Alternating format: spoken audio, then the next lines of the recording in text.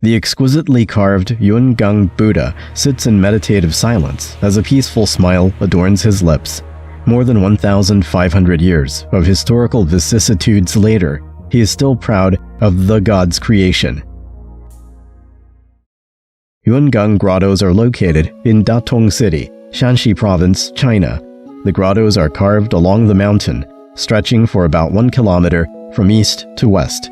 There are 45 main caves and more than 51,000 stone statues. The highest one is 17 meters high, and the smallest is only a few centimeters. Yungang Grottoes, one of the largest ancient grottos in China, were listed in the World Cultural Heritage List in 2001. Yungang Grottoes are the first large-scale grottos operated by the royal family in Chinese history. It can be said that Yungang Grottoes are the beginning of the Sinicization of grottos art. In 398 AD, the Northern Wei dynasty moved its capital to Pingcheng, which is today's Datong. The Yungang Grottoes were carved from 460 to 524 AD and can be divided into early, middle, and late stages according to the grotto's shape, content, and style. Yungang Grottoes hold a vivid record of the history of the development of Buddhist art from India and Central Asia to Chinese Buddhist art and reflect the process of Buddhist statues gradually becoming secular and nationalized in China.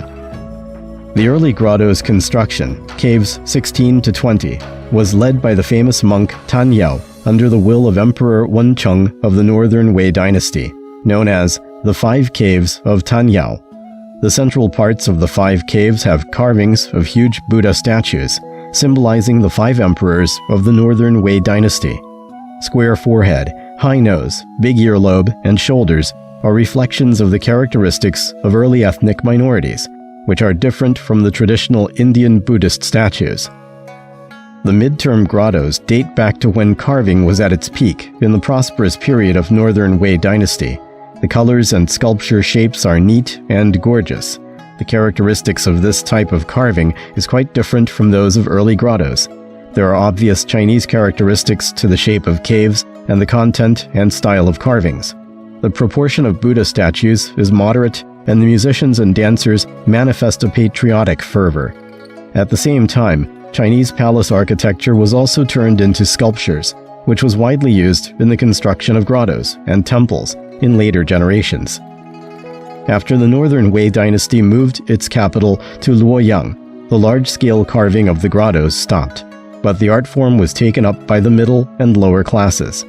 Although the scale was small, the Buddha statues were thin and beautiful, which was the origin of the thin bones and clear images of the grottos in northern China, reflecting the deepening of the Sinicization of Buddhist art. Various styles of Buddhist statues at home and abroad have been unprecedentedly adopted in Yungang Grottoes. The magnificent and colorful statues in Yungang Grottoes can be regarded as the first stone carving art in China in the 5th century.